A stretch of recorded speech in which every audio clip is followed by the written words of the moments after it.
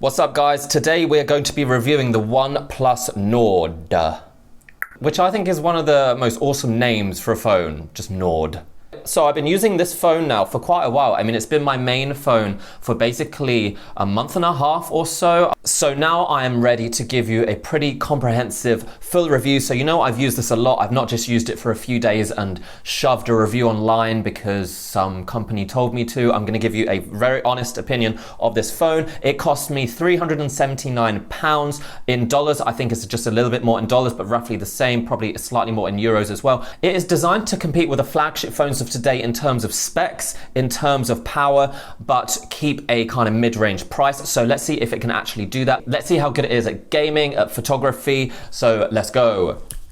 Let's just go through the main specs of the phone. Let's just go through what's inside this little beast right here. It features a 6.44-inch AMOLED display with a resolution of 2400 by 1080 pixels and a pixel density of 408 ppi. It's got a maximum refresh rate of 90 Hz. And it's covered by Gorilla Glass 5. It's powered by a Snapdragon 765G 5G mobile processor, and it comes with either 8 GB or 12 GB of RAM. It can have up to 256 GB of storage, and it comes with a fast charging cable, which should be able to charge the battery up to 70% in just 30 minutes. It features 6 cameras altogether. The main rear camera is a Sony IMX586, which can shoot 48 megapixel photos. The rear cameras can shoot 4K video at 30 frames per second or 1080p video at 60 frames per second. It has camera features such as ultra-shot HDR, nightscape, super macro, portrait, pro mode, panorama, AI scene, and it can shoot raw images. Interestingly, the front-facing cameras, the selfie cameras, can shoot 4K video at 60 frames per second, which is better than the rear cameras. However, the quality isn't as good, but the frame rate is much higher. This is actually one of the best selfie cameras available right now, especially at this price. It's quite rare for a front-facing camera to be able to shoot 4K at 60 frames per second, and it really does make quite a big difference to moving video. And it features NFC. So those are the specs of the OnePlus NORD. I think it is pretty awesome, guys. I do admit I don't think it's absolutely perfect, but for the price of the phone, I really think this is going to be my main phone for at least a year or so.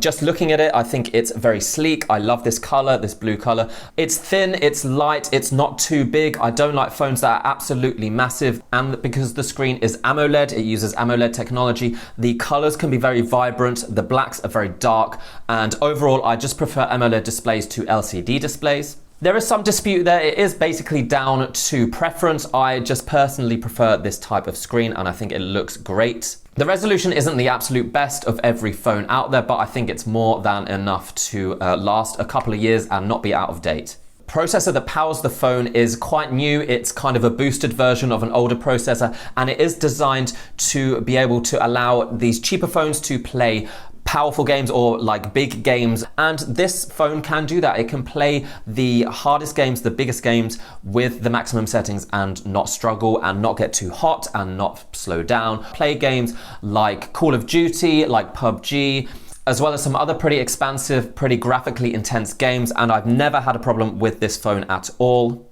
Mid-range phones are going to be exactly the same as your top-range iPhones and top-range Samsung and Huawei phones. The processors now are so powerful that even ones that are more powerful than this, you're not going to really need to use that much power. It's just a phone game. So for me, it works every single time. I've done some video editing on this phone, some rendering of video, of 4K, 5K even, and it seems to handle it pretty well. I've had an occasional crash every now and then, which is probably the phone quite struggling to render those videos, but for the most part, the processor and that 8 GB of RAM working really well. It is a powerful phone. You're not going to have any problems playing the latest games for at least a couple of years. Let's go on to look at the cameras. I did quite a lot of photography. I've taken a lot of photos with this phone, and I am pretty impressed. I mean, it's got 6 cameras altogether. I am impressed. So are they the best cameras ever created? No, but do they do a good job when it comes to mobile photography? Absolutely. The mix of the standard camera, ultra wide camera, and macro lens all together is really effective. The color technology in the phone seems to give it a little bit of a cinematic edge. I wouldn't say that the photos come out as super realistic as the colors in reality, but the kind of filter it puts on them, I don't know if it's a filter or of just the type of color technology in the sensor and in the processing gives it a kind of cinematic edge, which I personally like. I tend to do a lot of photography that's more buildings and landscapes, and I like this wide angle lens. It really does allow me to capture everything that I want to.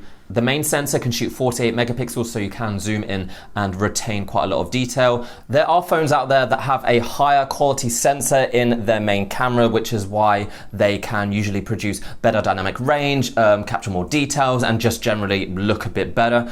Video shot with the main sensors here at the rear is also not too bad. It can shoot 4K, 30 frames per second. It features autofocus, it features stabilization, which to be honest is not the best. That is basically one of the few things that does make a difference. These flagship phones tend to have much better stabilization, but for this phone, I wouldn't use it too much running about or anything because it's not going to look great.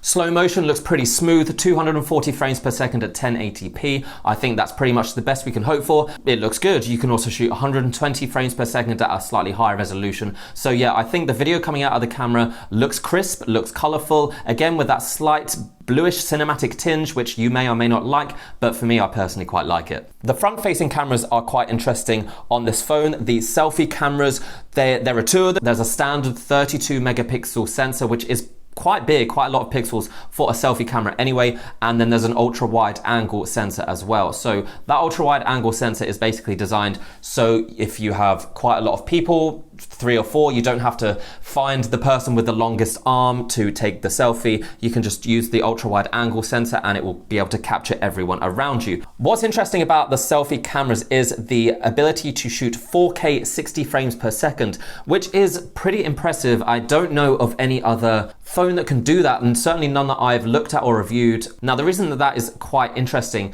and useful is because when you are shooting a selfie video, I don't know, for TikTok, for Instagram, at 60 frames per second, everything looks a lot crisper and a lot smoother. What's up, guys? I'm testing the OnePlus NORD cameras. I'm shooting with the selfie camera. This shoots in 4K at 60 frames per second, so that's why everything looks really smooth and really like flowy and silky. So yeah, I think it looks really good actually, like moving around. Look how everything moves really like realistically. I know it looks weird sometimes. So that's the Tower of London behind me, glowing in the sun. Looking pretty good, I think.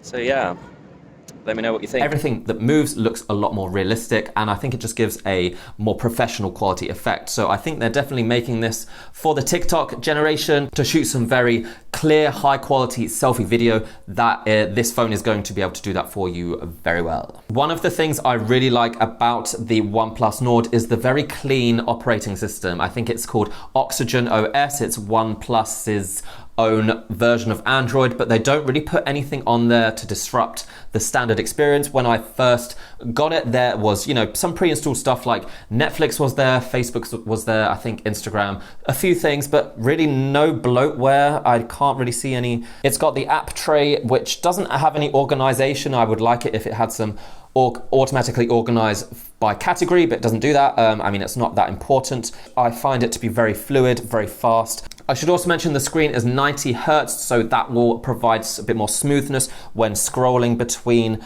different apps, when scrolling between different menus and on web pages. So I've said a lot of good things about this phone. What are the negatives? Because nothing is perfect. For a start, the battery life isn't amazing. It's about a day and a half, which I guess for a 2020 phone is pretty much the best we can get. I will say that that fast charging cable works really well. It does pretty much charge close to full in about 35 minutes. The only other thing that's happened to me a few times is I randomly lose internet connection sometimes. It's happened about 4 or 5 times where just momentarily it can't seem to detect any signal at all. Don't know if that's a problem with my service or with the phone. I could just be imagining it. It could just be some faults in the service, but just something to keep an eye on. I don't know if anyone else has had that problem. Let me know in the comments if you have this phone. Also, the fact that it is a 5G phone, that's probably great for a lot of people. I mean, it's quite a cheap phone for having 5G, but for me it's just not worth it. I'm not going to get 5G for a while, and it will make the phone more expensive. They probably could have sold this,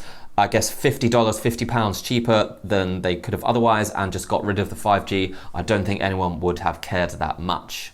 So I guess that's it, guys. That is a OnePlus NORD. I like it. I think it's going to be my main phone. I'm going to do a comparison with the Poco X3 NFC. It's basically between these two phones, which one I'm going to use for the next year or so. So yeah, guys, that's it. That's the OnePlus NORD 5G. I like it. Like I've said, it is very good value for money. It's not the cheapest phone in the world. There are lots of other cheaper phones out there, but I think this just has a little bit more of a premium edge than these other phones from Xiaomi, from Redmi. But sometimes I feel they just have a little bit of that quality missing. That build quality isn't quite as good, or they have ads or something, or the operating system isn't very clean. Whereas this seems to be like a premium quality phone for a mid-range price. Is it good enough for you? Let me know. What do you think of this phone? Do you think it is worth buying? Is there anything else out there that's better than this that I don't know about? Let me know in the comments. Let me know what you think. If you have this phone, let us know. I'll be here at least twice a week giving you tech reviews, tech videos. Oh God, I'm out of focus.